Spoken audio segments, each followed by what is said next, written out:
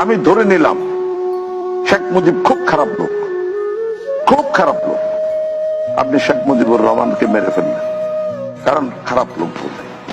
তার পরিবারের 14 গোষ্ঠীকে মারার দরকার হলো কেন? এই যে আপনি ব্যক্তি শেখ মুজিবকে মারতেন তাহলে আপনি একভাবে বুঝতাম, কিন্তু আপনি যখন তাকে নির্বংশ করতে চাচ্ছেন সেখানে একটা সিগনেচার আছে। আর আজকের এতদিন পরে আদালত এসে যখন বলছে আপনি সেটার সাথে যুক্ত, তখন আমাকে 3 বার চিন্তা করতে হবে। আপনি কোন ব্যক্তি শেখ মুজিবকে মারেননি। Sheikh Mujib was the physical embodiment of independence.